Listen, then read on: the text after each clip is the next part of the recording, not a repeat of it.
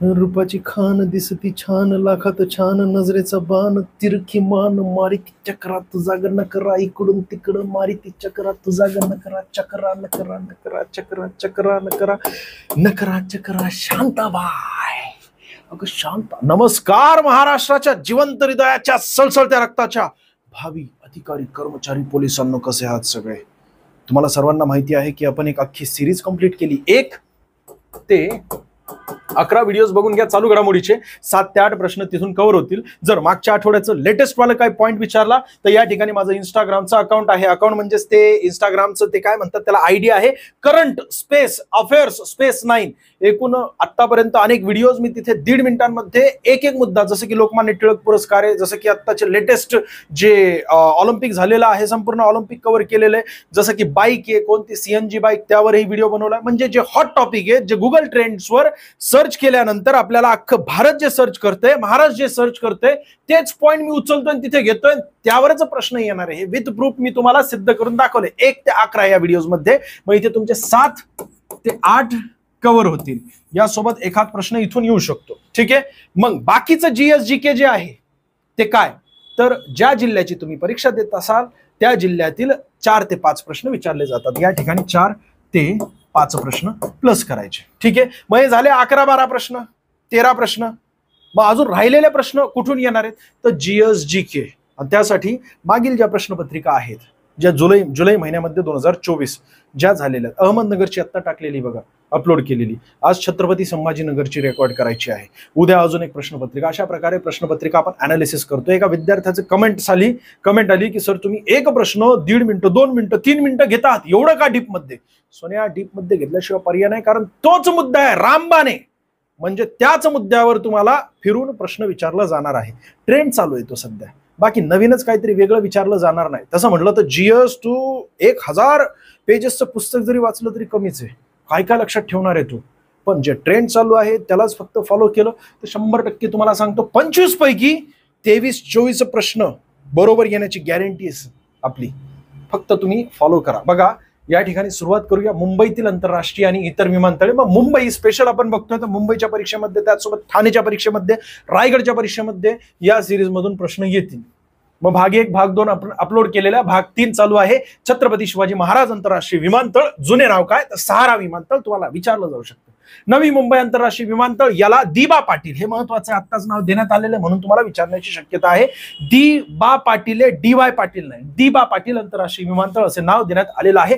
पुढच्या मुद्द्याकडे आपण जाणार आहोत. मुंबई विद्यापीठ का महत्वाचं आहे. चार्ल्स वूडचा खलिता, इतिहासाला धरून तुम्हाला विचारलं जाऊ शकतं की कोणत्या समितीला आपला मॅग्ना कार्टा शिक्षण क्षेत्रातील मॅग्ना कार्टा असं म्हटलं जातं. तर चार्ल्स वूडचा खलिता जो 1854चा, किंवा या समितीची स्थापना केव्हा झाली 1854ला, काही विचारलं जाऊ शकतं. आणि याच समितीच्या शिफारशीवरून आपल्या देशामध्ये पहिल्या 3 युनिव्हर्सिटी स्थापित झाल्या. सर्वात पहिली कोलकाता युनिव्हर्सिटी, दुसरी आहे मुंबई युनिव्हर्सिटी, तिसरी आहे मद्रास युनिव्हर्सिटी. तिघांची स्थापना झालेली 1857ला. कोणाच्या कालावधीमध्ये, लॉर्ड कॅनिंग यांच्या कालावधीमध्ये. जे लॉर्ड डलहौसी होते की नाही त्यांच्या नंतर आलेले लॉर्ड कॅनिंग हे 1856 मध्ये आलेले. विधवा पुनर्विवाह कायदा त्यांच्याच कालावधीत झालेला आहे. सोनिया, लॉर्ड डलहौसी यांच्या कालावधीत नाही, पुस्तकात चुकीचं दिलेलं असेल जे तू जुने पुस्तकं वाचत असशील. खऱ्या अर्थाने स्थापना जी आहे विद्यापीठांची लॉर्ड कॅनिंग यांच्या कालावधीमध्ये झालेली. 1857चा उठाव त्यांच्या कालावधीत झालेला आहे. शेवटचे गव्हर्नर जनरल ऑफ इंडिया कोण आहेत, लॉर्ड कॅनिंग आहेत. आणि पहिले व्हॉइसरॉय कोण आहेत, तर लॉर्ड कॅनिंग आहेत. पुढच्या मुद्द्याकडे आपण जाणार आहोत. बघा, स्थापना 18 जुलै 1857. अख्ख्या महाराष्ट्रातील कोणत्याही परीक्षेसाठी तुम्ही जर तयारी करत असाल तर फक्त वर्ष लक्षात ठेवायचं. परंतु मुंबईची जर परीक्षा देत असाल तर मुंबई युनिव्हर्सिटी 18 जुलै लक्षात ठेवायचं. पहिले कुलपती लॉर्ड एल्फिन्स्टन. आणि हेच आपल्या मुंबई प्रांताचे, बघा मुंबई प्रांताची म्हणजे एकूण 11 प्रांत होते ना, त्यातील एक मुंबई प्रांत. 1818 मध्ये ज्यावेळेस पेशवाईचा अस्त झाला होता त्यानंतर लॉर्ड एल्फिन्स्टन हे पहिले गव्हर्नर झाले होते. गव्हर्नर किंवा राज्यपाल हेच कुलपती असतात, लक्षात ठेवायचं. मग सध्या कोणत्याही आपल्या महाराष्ट्रातील युनिव्हर्सिटीचे कुलपती कोण असतात, राज्यपाल आहेत. मग राज्यपाल सध्या कोण आहेत, कमेंट करायची तुला. पुढचं, प्रथम कुलगुरू सर जॉन विल्सन, विचारलं जाऊ शकतं. पहिले भारतीय कुलगुरू न्यायमूर्ती KT तेलंग. आणि सध्याचे कुलगुरू इथे तुम्हाला विचारण्याची शक्यता आहे. IMP करतो मी. हे एक ह्या 2 मुद्द्यांकडे तुम्ही लक्ष द्यायला पाहिजे. पुढच्या मुद्द्याकडे आपण जाणार आहोत. बघा, श्रीमती नाथीबाई दामोदर ठाकरसी महिला विद्यापीठ म्हणजे SNDT मुळात विद्यापीठाची स्थापना केव्हा झालेली? 1916ला. कोणी केलेली आहे? तर सर्वांना माहिती आहे की धोंडो केशव कर्वे. धोंडो केशव कर्वे यांना भारतरत्न मिळालेला आहे. केव्हा मिळालेला? 1958ला. सर्वात वयोवृद्ध व्यक्ती कोण ज्यांना भारतरत्न मिळाला? धोंडो केशव कर्वे. सर्वात पहिले महाराष्ट्रीयन व्यक्ती कोण ज्यांना भारतरत्न मिळाला? मोठ्या प्रमाणात चर्चेत, गुगल ट्रेंड बघ ना जाऊन तू. भारतरत्न किती वेळा विचारतोय, परीक्षेमध्ये विचारलं जाते भारतरत्न. मग भारतरत्न सर्वात पहिला ज्यांना मिळाला ते महाराष्ट्राचे व्यक्ती कोण? तर धोंडो केशव कर्वे. सर्वात वयोवृद्ध सुद्धा तेच आहेत. आणि त्यांनीच मित्रांनो 5 जुलै, इथं 3 नाही बरं का, चुकून झाले, 5 जुलै 1916, पण तारखा महत्वाच्या नसतात, वर्ष महत्वाचे. आपल्या देशातील पहिली महिला विद्यापीठ स्थापित केलेली आहे. त्यावेळेस तिचं नाव काय होतं? भारत वर्षीय महिला विद्यापीठ. पुढे 1920 मध्ये नावात बदल करण्यात आला, SNDT करण्यात आलं. म्हणजेच काय? श्रीमती नाथीबाई दामोदर दास ठाकरसी महिला विद्यापीठ झालेला आहे.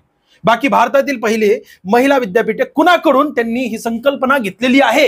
तर या ठिकाणी दिसतं तुम्हाला 1915 मध्ये जपान महिला विद्यापीठ या कादंबरीतून त्यांनी ही संकल्पना घेतली आणि आपल्या देशातील पहिलं महिलांसाठीचं विद्यापीठ स्थापित करण्याचं कार्य धोंडो केशव कर्वे यांनी केलेलं आहे. भारतातील पहिले महिला विद्यापीठ आहे. मुख्यालय चर्चगेट, दक्षिण मुंबई. सध्याचे कुलगुरू कोण आहेत? उज्ज्वला चक्रदेव. कुलपती राज्यपाल असतात. ठीक आहे, कुलगुरू उज्ज्वला चक्रदेव. पुढे जाऊया बघा, मुंबई उच्च न्यायालय. का विचारलं जाऊ शकतं? कारण मुंबईची परीक्षा देतोय आणि त्यातल्या त्यात अख्ख्या महाराष्ट्रात कोणतीही परीक्षा द्या, 100% तुम्हाला ते प्रश्न विचारले जातील मुंबई बाबतचे. कोकणातील कोणत्याही परीक्षेत विचारलं जाऊ शकतं. 1861 मध्ये कायदा झालेला आहे. या 1861च्या कायद्यानुसार 1862 मध्ये मुंबई उच्च न्यायालयाची स्थापना झाली. सर्वात पहिलं उच्च न्यायालय कोणतं? तर कोलकाता उच्च न्यायालय.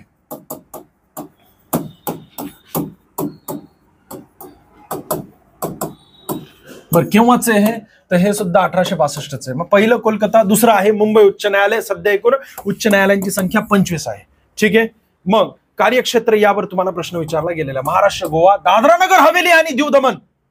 पहिले 2 वेगवेगळे राज्य म्हणजे केंद्रशासित प्रदेश होते जे पोर्तुगीजांच्या हातामध्ये होते. 1961 मध्ये आपल्या हातात आलेले ते दादरा नगर हवेली आणि दीव दमण. हे दोन्ही वेगवेगळे होते. 26 जानेवारी 1920 रोजी दोघांना एकत्रित करण्यात आलं. सध्या 8 केंद्रशासित प्रदेश आहेत. ठीक आहे. मुख्यालय मुंबई. खंडपीठे नागपूर, छत्रपती संभाजीनगर, पणजी. पणजी कुठे आलं? तर गोवा. त्याचसोबत मुख्य न्यायाधीश कोण? तर देवेंद्र कुमार उपाध्याय आहेत. सध्याचे IMP करतो, यावर तुम्हाला प्रश्न विचारण्याची शक्यता आहे.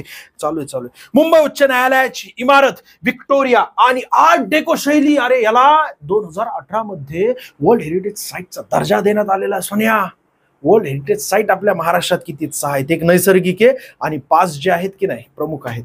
नैसर्गिक एक म्हणजे ते सह्याद्री पर्वत, त्यालाही वर्ल्ड हेरिटेज साईटचा दर्जा देण्यात आलेला आहे. बाकी 5 वेगवेगळे जे आहेत ते कमेंट्स करायचे तुम्हाला. सोपं आहे सोन्या, काळजी करू नकोस. पहिले वर्ल्ड हेरिटेज साईट जे 4 घोषित करण्यात आले होते की नाही, त्यातले महाराष्ट्रातील 2 अभिमानाने सांगतो सोन्या. महत्वाचं म्हणजे आता आसामचं मोईदम्स हे जर वर्ल्ड हेरिटेज साईट ऍड केलं तर टोटल आत्ताचं म्हणजे लेटेस्ट मोईदम्स आहे, त्यावर तुला ठाण्यामध्ये प्रश्न विचारला जाईल. ते तिथं मी मोईदम्स कव्हर केले, युनेस्को कव्हर केलेला आहे, वर्ल्ड हेरिटेज साईट कव्हर केलेलं. कुठं? तर सोन्या ते करंट अफेअर्स 9 जे इंस्टाग्रामचं आहे ना, बघ. आवडलं तर फॉलो कर, नाही आवडलं तर तसंच, पण बघ व्हिडिओ, तुला मार्क जाणार नाही. ठीक आहे. इथे बघा आता मुंबई उच्च न्यायालय आणि याला हे जे आर्ट डेको शैली एकूण 5 इमारती आहेत बरं का. तर ह्या 5 इमारती ज्या आहेत की नाही यांना 2018 मध्ये वर्ल्ड हेरिटेज साईटचा दर्जा देण्यात आला. मग हे काय आहे काय नाही तू म्हणतो अजून लई डीप मध्ये जातात सर. सांगितलं असतं पण नको उगाच, डीप मध्ये उपयोग नाही आता तुम्हाला. मुंबईतील पर्यटन स्थळांमध्ये गेटवे ऑफ इंडिया आहे, भारताचे प्रवेशद्वार म्हणून याला ओळखलं जातं. राजा 5वा म्हणजे पंचम जॉर्ज आणि राणी मेरी. मेरी म्हणजे कोणाची? तर 5वा जॉर्ज यांची राणी बरं का. तर राणी मेरी यांनी भारतात दिलेल्या भेटीचे, भेटी म्हणजे काय? वस्तू आणली होती का? अरे भेट म्हणजे केवळ उपस्थिती. उत्प्रेरक म्हणजे कळतं का तुला सोन्या? विज्ञानातील एक संकल्पना आहे, केवळ उपस्थितीमुळे रासायनिक अभिक्रिया घडून येते. लायब्ररीमध्ये बसलेला असतो मोठमोठे पुस्तकं घेऊन, केवळ उपस्थिती. बरोबर की नाही? लगेच तू सिरियसली अभ्यास करतो. जोपर्यंत ती आहे तोपर्यंत तूही बसलेला असतोस, एकदम लक्षपूर्वक अभ्यास करत असतो. नजर कशी असते तर या ठिकाणी वाचत नसतो, तिरकी नजर असते. केवळ उपस्थितीमध्ये तू त्याच ठिकाणी बसलेला असतो. कुणी आला मित्र, चल चहाला, नाही अभ्यास करायचा राहिलाय माझा. चल चहाला, नाश्त्याला, नाही. मग लगेच टॅब काढणार मोबाईल मधून आणि टॅब मध्ये उगच काहीतरी इंग्लिश PDF ओपन करणार, बघत उगच काहीतरी. अरे सोन्या, या गोष्टी करू नकोस, आपल्याला मिळवायचंय. घालवायचं नाहीये. भारताचे प्रवेशद्वार म्हणून या ओळखलं जातं. 5वा जॉर्ज आणि राणी मेरी यांनी भारतात भेटीचे स्मारक म्हणून बांधण्यात आलेलं हे महत्वाचं वास्तू आहे बघा. 1911 मध्ये आले ते. का बरं आले होते ते? महत्वाचं कारण म्हणजे कोलकाताची राजधानी दिल्ली हलवण्यासाठी आणि दुसरं म्हणजे बंगालची फाळणी रद्द करण्यासाठी. 1905 मध्ये बंगालची फाळणी झाली लॉर्ड कर्झन यांच्या कालावधीमध्ये. मोठ्या प्रमाणात वेगवेगळी आंदोलने झाली. चतुसूत्री आहे. मग 1906चं जे हे आहे ना कोलकाता अधिवेशन, हे सगळं काय अधिवेशन वगैरे विचारलंय बरं का तुम्हाला जोड्या लावामध्ये. म्हणजे तुम्ही GSGK त्या ठिकाणी कव्हर करत असाल. तू म्हणतो सोन्या लय डीप मध्ये घेतो मी.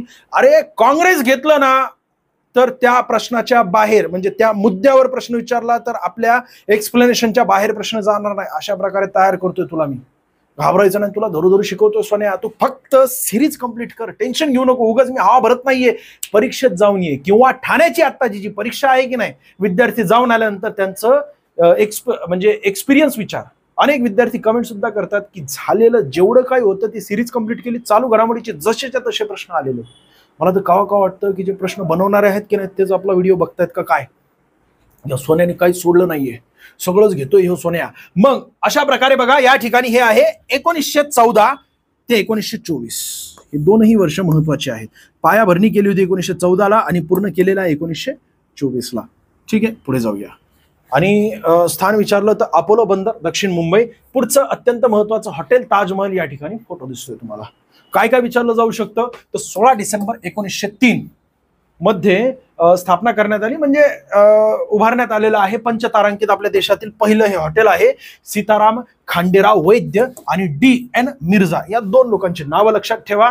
बाकी अजून सार्सेनिक पद्धतीचे बांधकाम या ठिकाणी हे महत्वाचं आहे. हे महत्वाचं नाहीये की बाबा 600 लोक पहिल्या महायुद्धाच्या वेळेस ठेवली होती वगैरे असलं विचारणार नाही. 26/11/2008 अत्यंत महत्वाची तारीख पोलीस डिपार्टमेंटला अनेकदा विचारलेली आहे. 26 नोव्हेंबर 2008 ला हॉटेल दहशतवादी हल्ला झाला होता. तुम्हाला सर्वांना माहिती. ते कसा बिसा फोटो बिटो तुम्ही बघितलेला आहे त्या याचा समाजकंटकाचा. बघा छत्रपती शिवाजी महाराज टर्मिनल CSMT. ठिकाण बोरीबंदर. स्थापना 1887. ऐतिहासिक आणि सर्वात मोठे रेल्वे स्थानक आहे. ठीक आहे, ऐतिहासिक आणि सर्वात मोठे. महत्वाचं म्हणजे युनेस्कोच्या जागतिक वारसा यादीमध्ये 2004 मध्ये समाविष्ट करण्यात आलेला आहे. म्हणजे एकूण 5 पैकी एक हे सुद्धा आहे. आधीचे नाव काय विक्टोरिया टर्मिनल्स होतं. आता नाव काय आहे छत्रपती शिवाजी महाराज टर्मिनल्स आहे CSMT. पुढच्या मुद्द्याकडे आपण जाणार. स्थापना महत्वाची बरं का, विचारली जाऊ शकते. ठिकाण वगैरे असं नाही विचारणार.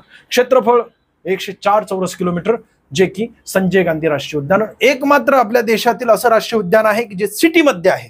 ठीक आहे, या ठिकाणी दिलेलं असेल बघा. शहरी भागात असणारे देशातील एकमेव राष्ट्रीय उद्याने उद्यान कान्हेरी लेण्या या उद्यानात आहेत. काळा पहाड या नावाने देखील या राष्ट्रीय उद्यानाला ओळखलं जातं. बाकी बघा हँगिंग गार्डन फिरोज शाह मेहता उद्यान इथे दिसतंय तुम्हाला. हँगिंग गार्डन ठिकाण आहे मलबार हिल. 1981 ला रचलेलं किंवा उभा केलेला आहे. आराखडा उल्हासनगर घाटकोपर यांनी तयार केलेला आहे. पुढे जाऊया बघा. आझाद मैदान म्हणजे स्थान येते, आराखडा नाही. आझाद मैदान ठिकाण CSMT स्थानकाजवळ आहे. पूर्वीचे नाव बॉम्बे जिमखाना मैदान.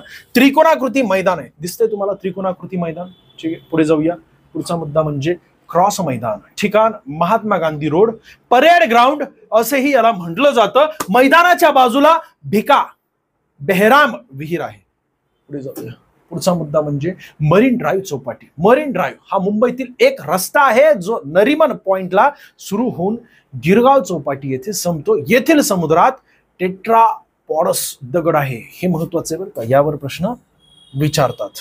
MPSC ला विचारलेला आहे, कंबाईनला सुद्धा विचारलेला आहे की मरीन ड्राईव्ह हे जे दगड आहेत की नाही हे कोणते दगड आहेत, कशा प्रकारची कोणत्या प्रकारची दगड आहेत तर टेट्रापॉडस दगड आहे. पुढे जाऊया बघा. छत्रपती शिवाजी महाराज वस्तू संग्रहालय.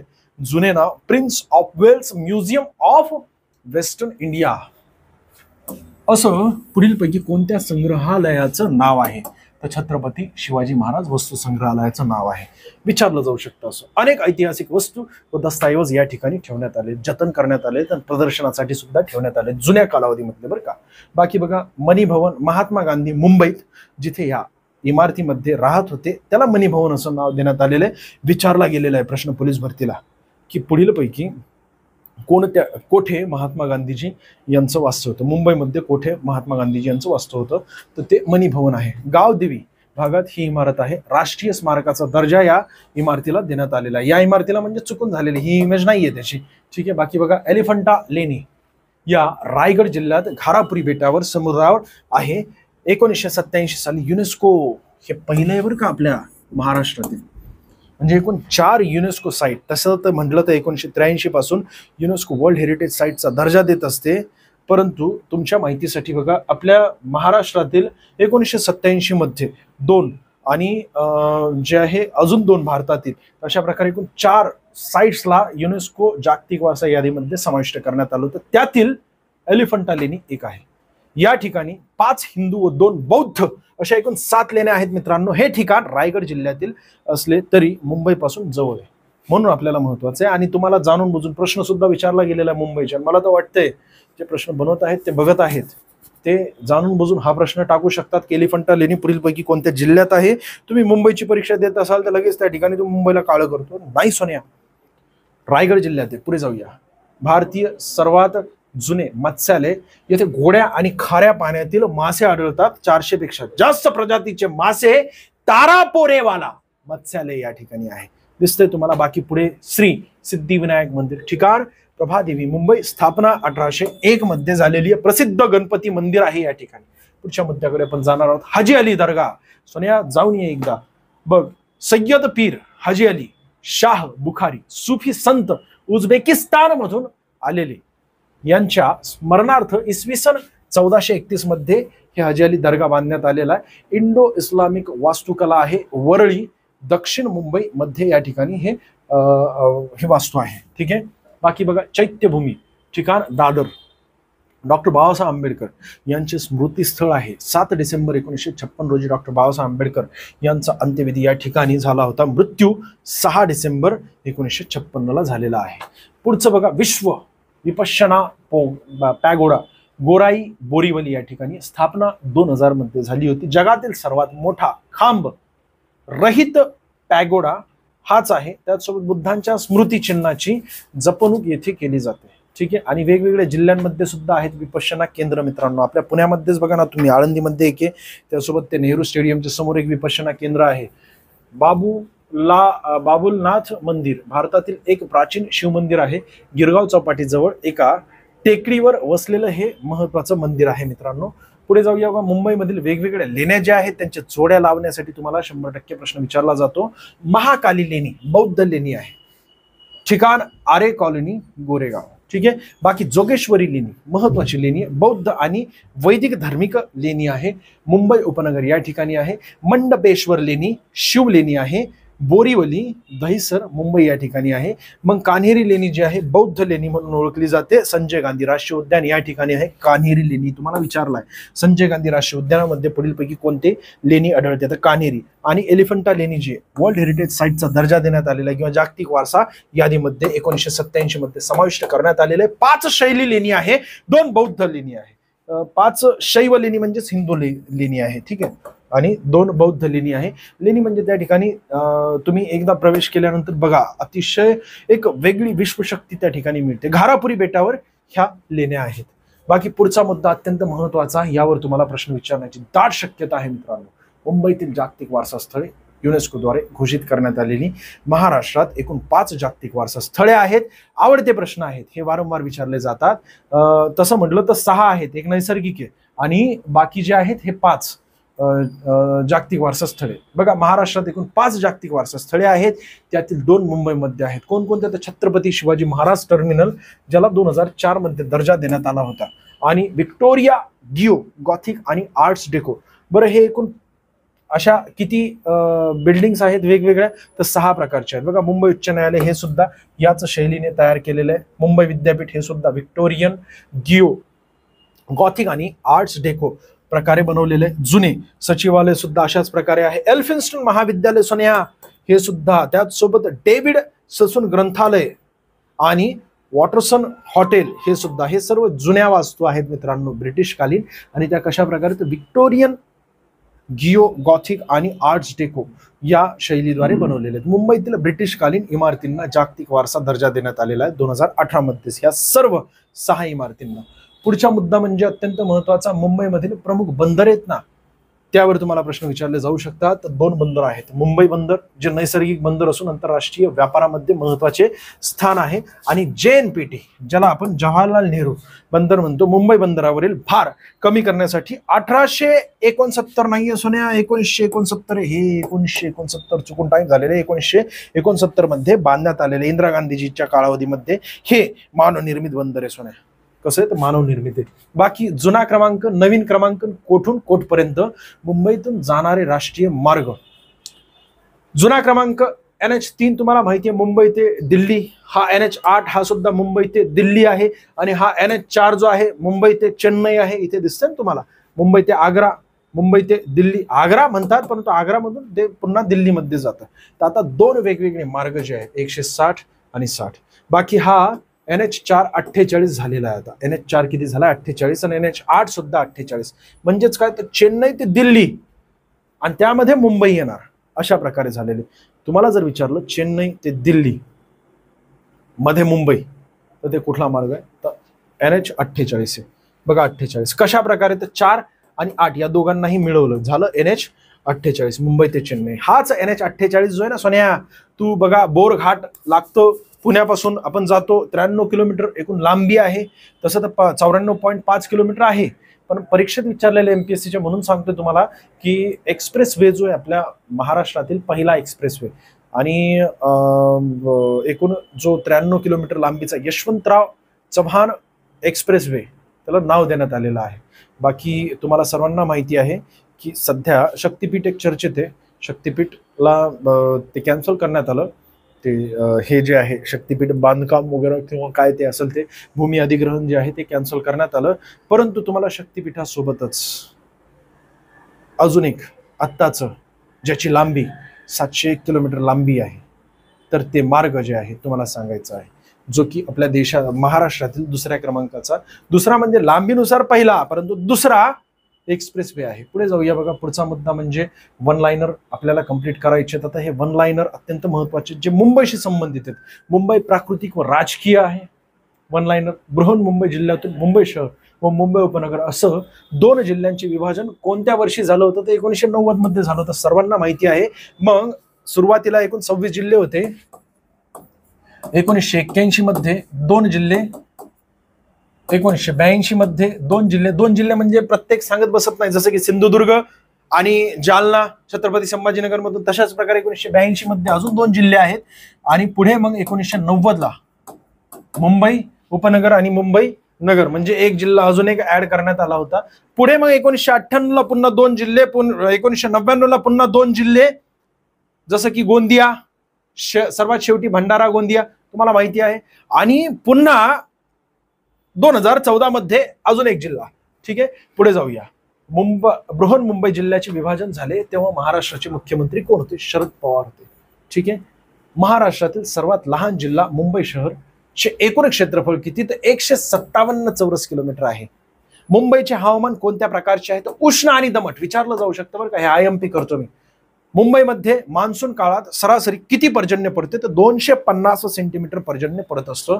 बाकी बघा मुंबई उपनगर हा जिल्हा कोणत्या बेटावर आहे? तर साष्टी बेट आहे. अत्यंत महत्वाचं आहे. मुंबईमधील मरीन ड्राईव्हला अजून कोणत्या नावाने ओळखलं जातं? तर राणीचा हार असं म्हणूनही ओळखलं जातं. राणीचा हार का बरं म्हटलं जातं मरीन ड्राईव्हला? ठीक आहे, एक्सप्लेनेशन आपण पुढे बघूया. मुंबई उपनगर या जिल्ह्याला उत्तरेकडे कोणती नैसर्गिक सीमा लाभलेली आहे? तर कान्हेरी डोंगर या ठिकाणी. अत्यंत महत्वाचं. मुंबई जिल्ह्याला बघा, पुण्याची परीक्षा देत असाल तर तुम्हाला विचारलं जातं की पुण्याच्या दक्षिणेला जे आहे कोणती नदीचं सीमा आहे, किंवा पुण्याची दक्षिण सीमा कोणती नदी निश्चित करते? नीरा नदी. तशाच प्रकारे उत्तर सीमा, दक्षिण सीमा, सीमा पूर्व सीमा, पश्चिम सीमा असं विचारलं जातं. त्यानुसार हे मुंबई उपनगर या जिल्ह्याला उत्तरेकडे कोणती नैसर्गिक सीमा लाभलेली आहे? तर कान्हेरी डोंगर आहे.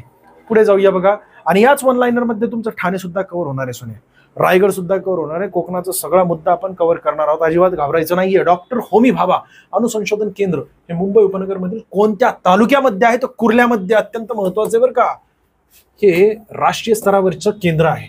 आणि ते कुर्ल्यामध्ये आहे म्हणून विचारलं जातं. बाकी मुंबईमधील सर्वात मोठी नदी मिठी नदीचा उगम कोणत्या ठिकाणी, तर संजय गांधी राष्ट्रीय उद्यान. मिठी नदी मुळात महाराष्ट्रातील सर्वात प्रदूषित नदी पुढीलपैकी कोणती असा प्रश्न विचारला तर मिठी नदी ही सर्वात प्रदूषित आहे आणि ती संजय गांधी या राष्ट्रीय उद्यानामधून जिचा उगम होतो ती नदी. बाकी मिठी नदी ज्या माहीम खाडीमध्ये अरबी समुद्राला मिळते त्या खाडीच्या परिसरात कोणत्या अभयारण्य उभारण्यात आलेले आहे तर सलीम अली पक्षी अभयारण्य. सलीम अली पक्षी अभयारण्य महत्वाचं आहे. बाकी मुंबईतील दहिसर नदीचा उगम कोणत्या तलावातून होत असतो तर तुळशी तलाव आहे. विचारलं जातं. तलावांची नावं मी पुढे क्लिअर केलेली आहेत, घाबरू नकोस. मुंबई शहराच्या उत्तरेला कोणती खाडी, उत्तरेला बरं का, शहराच्या वसईची खाडी, हे एक महत्वाचं आहे. बाकी महाराष्ट्रातील कोणत्या जिल्ह्यात एकही तालुका नाही. सोन्या परीक्षा देतोय तो मुंबईची, एकही तालुका नाहीये. मुंबई उपनगरमध्ये 3 तालुके आहेत. बाकी मुंबई उपनगर या जिल्ह्याचे मुख्यालय कोणत्या ठिकाणी आहे, वांद्रे, ज्याला बांद्रा म्हणतो की नाही, बांद्रा. अरे तू हिरो बघायला जातो तिथं, हिरोईन बघायला जातो तिथं, मग तेच ते बांद्रा. क्षेत्रफळ आणि महाराष्ट्रातील सर्वात लहान जिल्हा कोणता, मुंबई शहर आहे आणि ज्याचं क्षेत्रफळ 157 चौरस किलोमीटर. किती, 157 चौरस. बॉम्बेचे मुंबई असे नामकरण कोणत्या वर्षी झालं होतं, अरे 1995 मध्ये झालं होतं. मुंबई या जिल्ह्याचं विभाजन 1990 ला झालेलं आहे, पण प्रत्यक्षात बॉम्बेचं मुंबई असं 1995 ला झालेलं आहे. त्यावेळेसचे मुख्यमंत्री शिवसेनेचे होते, त्यांचं नाव तुम्हाला कमेंट करायचं आहे. ठीक आहे, पुढे जाऊया. महाराष्ट्रातील कोणता एकमेव जिल्हा 3 बाजूने, शेवटी मी सांगणार आहे सोन्या नावं, ज्या ज्या विद्यार्थ्यांनी योग्य उत्तर दिलीत मागच्या व्हिडिओची सगळ्यांची नावं उच्चारणार आहे, अजिबात नाही, शेवटपर्यंत बघा. बाकी महाराष्ट्रातील कोणता एकमेव जिल्हा 3 बाजूने पाण्याने वेढलेला, अरे मुंबई शहर. तुम्ही बघा ना अशा प्रकारे आहे की नाही, इथे पाणी, इथे पाणी आहे. बाकी हा महाराष्ट्र अशा प्रकारे. पुढे जाऊया. पुढचा मुद्दा म्हणजे मुंबईमधील कोणत्या ठिकाणी बांधकामाचे दगड काढण्याच्या खाणी आहेत तर विक्रोली, भांडूप आणि घाटकोपर. पुन्हा सांगतो बघा, विक्रोली, भांडूप आणि घाटकोपर या ठिकाणी आहे. अजून काय महत्वाचं आहे तर तारापूर हा अणुविद्युत प्रकल्प कोणत्या जिल्ह्यामध्ये आहे, अरे पालघर जिल्ह्यामध्ये. मुंबईमधील कोणत्या उपनगराला गॅस चेंबर असं म्हटलं जातं, चेंबूर आहे ना ते, चेंबूर. आणि त्या चेंबूरला गॅस चेंबर असं म्हटलं जातं. म्हणजे गॅस चेंबर असं का म्हटलं जातं, मोठ्या प्रमाणात त्या ठिकाणी उत्सर्जित केलं जाते नैसर्गिक वायू, वातावरण सगळं त्या ठिकाणी. जसं तू गेल्यानंतर बघ ना वर्ग एकदम फुल भरलेला आहे, त्याच ठिकाणी समजा जाऊ दे सोड. मुंबईमधील कोणत्या उपनगराला गॅस चेंबर झालं होते, मुंबई शहरात पाणी पुरवठा करणारे तानसा व वैतरणा हे जलाशय कोणत्या जिल्ह्यामध्ये, तर ठाणे जिल्ह्यामध्ये आहे. सोन्या ठाण्याचं सुद्धा कव्हर करणारे, शेवटीपर्यंत बघायचं, अजिबात टेन्शन नाही घ्यायचंय. रविवारी परीक्षा आहे ना, आज आहे शुक्रवार, उद्याचा एक शेवटचा जबरदस्त ठाण्याचा आपण कव्हर करा. पुढचाच व्हिडिओ ठाण्याचा कव्हर करणारे संपूर्ण बघायचं. ह्यातही अनेक गोष्टी ठाण्याचे कव्हर होणार आहेत.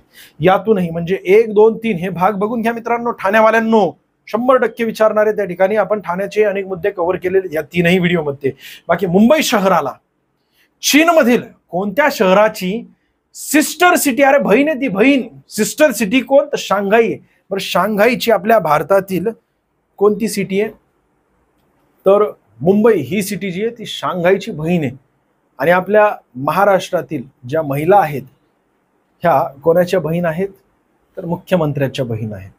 आणि त्याही कशा तर लाडक्या बहीण आहेत. इलेक्शन होस तर बरं, इलेक्शन नंतरही चालेल, मला नाही माहीत, आपल्याला काही घेणदेण नाही भाऊ राजकारणाचं.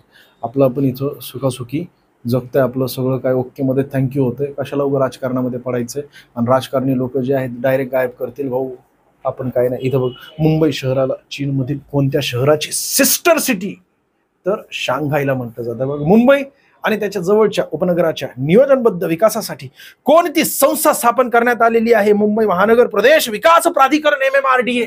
अरे नगर विकास मंत्री जे असतात तेच या ठिकाणी अध्यक्ष असतात.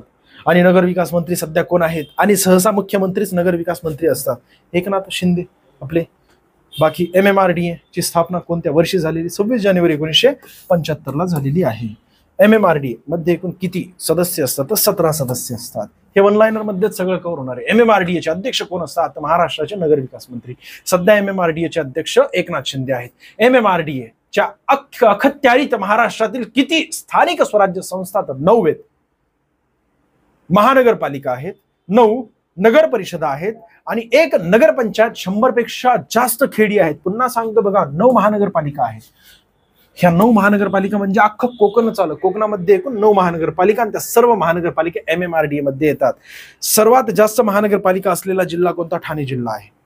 तुला आता रविवारच्या परीक्षेमध्ये विचारलं जाईल. ठाणे स्पेशल बनवतोय, अजिबात घाबरायचं नाहीये. आज संध्याकाळी रेकॉर्ड करेल किंवा उद्या पण अपलोड करेल. परीक्षेला जाण्यापूर्वी एकदा चॅनलकडे जाऊन व्हिजिट कर, आले का ठाणे, आणि बघून घे. मुंबई उपनगर या जिल्ह्यात एकूण किती विधानसभा मतदारसंघ आहेत? तर 26 आहेत. मुंबई शहर या जिल्ह्यात एकूण किती विधानसभा मतदारसंघ आहेत? तर 10 आहेत. मुंबई उपनगर या जिल्ह्यात एकूण किती लोकसभा मतदारसंघ आहेत? तर 4 आहेत. मुंबई शहर या जिल्ह्यात एकूण किती लोकसभा मतदारसंघ आहेत? तर 4 आहेत. ठीक आहे. पुढचा मुद्दा, या ठिकाणी महाराष्ट्रात 2024च्या लोकसभा निवडणुकीमध्ये सर्वाधिक मताने निवडून आलेले कोण? तर पियुष गोयल आहेत. कोणत्या लोकसभा मतदारसंघातून आलेत? तर मुंबई उत्तर लोकसभा मतदारसंघामधून आलेले, म्हणून तुम्हाला विचारलं जाऊ शकतं. आणि पियुष गोयल केंद्रात सध्या कोणत्या खात्याचे मंत्री? तर वाणिज्य आणि व्यापार मंत्री आहेत. मित्रांनो, दोन्ही मुद्दे फार महत्वाचे आहेत. महाराष्ट्राच्या विधानसभेत 288 सदस्यांपैकी मुंबईमधून एकूण किती विधानसभेमध्ये जातात? तर 36 लोक जातात. मुंबई उपनगर मधील तुळशी बिहार हे 2 तलाव कोणत्या तालुक्यात आहेत? तर बोरीवलीमध्ये आहेत. तर मुंबई उपनगर मधील पवई तलाव कोणत्या तालुक्यात? तर कुर्ल्यामध्ये. कुठे आहे?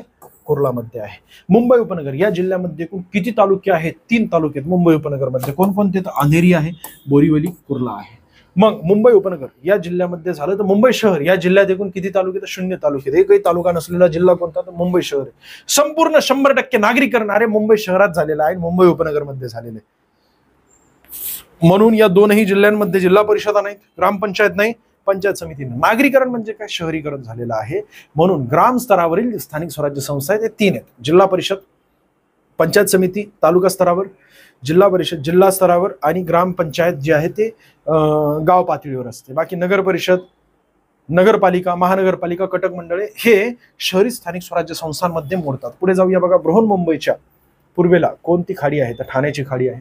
मुंबई उपनगर या जिल्ह्याचे एकूण क्षेत्रफळ किती आहे? तर 446 चौरस किलोमीटर. मुंबई उपनगर बरं का, मुंबई शहराचं विचारलं तर 157 चौरस किलोमीटर. बाकी बघा, क्षेत्रफळाने महाराष्ट्रातील सर्वात मोठी महानगरपालिका कोणती?